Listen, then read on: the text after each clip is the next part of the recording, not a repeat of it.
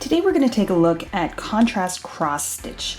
Now this is a pretty simple stitch pattern. It's essentially just rows of single crochet and double crochet and worked in two colors, but it's this double treble crochet stitch worked on top of the work that really gives it some interest. It's quite simple to work, and I'm going to take you through the steps step by step.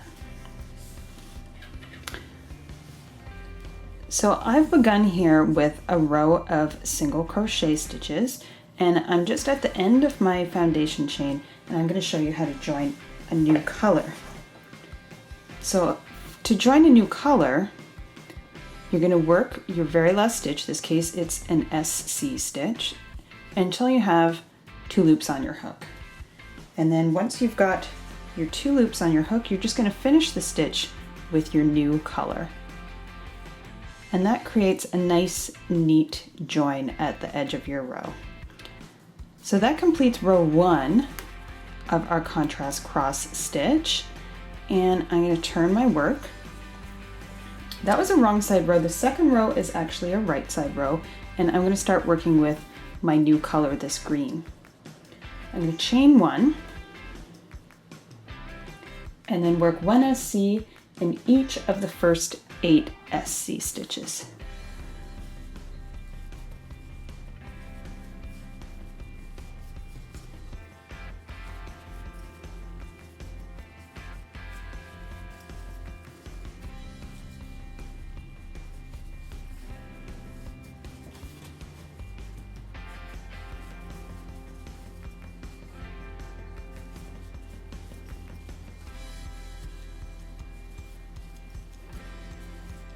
And this is where our stitch repeat is going to begin. So our repeat begins with a chain 1, skip the next SC, so I'm not going to work into that next one. Then I'm going to make 1 SC in each of the next 2 SC stitches.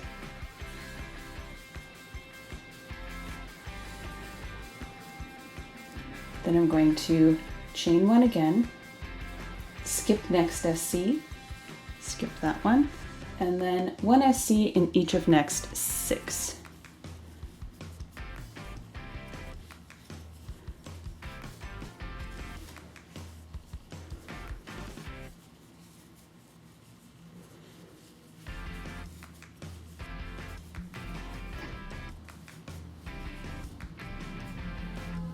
So that's our repeat, and I would just continue that to the end of the row, creating these chain 1 spaces strategically placed across the row. The third row of contrast crosses stitch begins with a chain 3, and that counts as a double crochet stitch. I'm just going to show you something. Some people get a little confused. When this chain counts as a double crochet stitch, that means that we're not going to work into that very first stitch because that chain is already there in place of our stitch. So this row begins chain 3 and then skip first SC, 1 DC in each SC, and chain 1 space to end of row.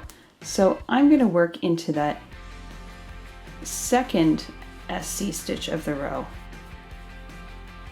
because that chain counts as my first DC stitch.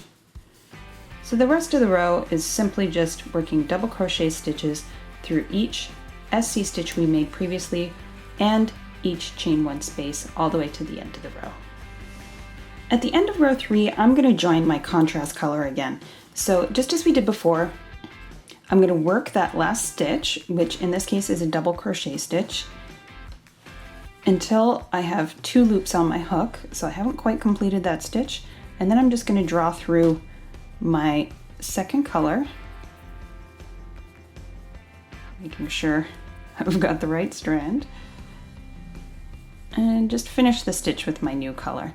And in this case, in this stitch, I'm just going to carry the yarn up the side of my work when I change colors. You can cut it and weave in the ends if you like, but I don't mind having that strand running up one side of my work. Just make sure you don't pull it too tight or have it too loose. Okay, so now I'm ready to work my 4th row. I'm going to turn my work.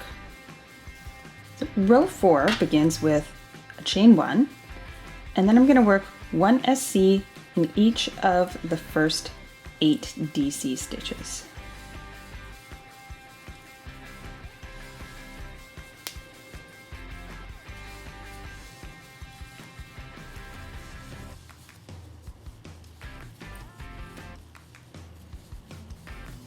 And now we get to the fun part, the cross part.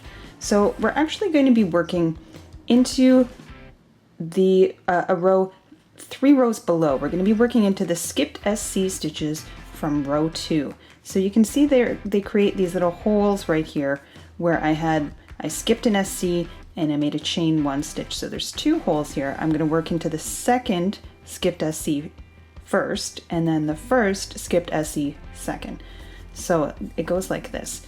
I'm going to work a double treble crochet stitch, and that means I need to work yarn over hook 1, 2, 3 times, and then insert into that SC, the second skipped SC, 3 rows below. So I'm just going to insert my hook into that stitch from front to back and then bring it up again through that space created by that chain. Then I'm going to yarn over hook, drop a loop, yarn over hook, draw through 2 loops, yarn over hook, draw through 2 loops, and keep working 2 loops at a time until I'm back to 1 loop on my hook, and that's my long double treble crochet stitch. So now I'm going to skip the next DC because I've already got my stitch worked here. I'm just not working into the same row that my other stitches are worked into. So I'm going to skip that next DC stitch, and I'm going to work 1 SC in the next 2 DCs. And now I'm going to create the second leg of our cross by working into the first skipped SC stitch 3 rows below. So I'm going to do the same thing, a DTR or double treble crochet stitch, and it's a little trickier because you're working sort of backwards. I'm going to yarn over hook 1, 2, 3 times, and then I'm going to insert my hook into that single crochet stitch that I skipped and bring it up through the little space.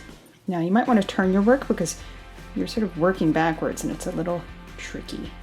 Now I'm going to yarn over hook and drop a loop, yarn over hook, draw through 2 loops, yarn over hook, draw through 2 loops, yarn over hook, draw through 2 loops, yarn over hook, draw through 2 loops, and there's my long double treble crochet stitch creating that cross. And remember, we're working across the front of the work. You could also do it in the back, but in this case, we're working across the front of the work to create our cross.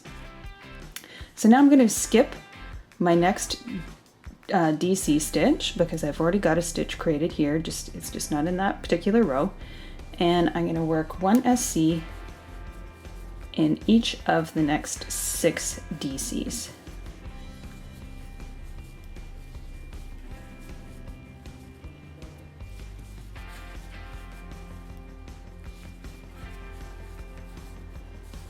And that's our repeat, and I would create my next cross. I can see I've got my spaces down here, and that's where I would create my next cross.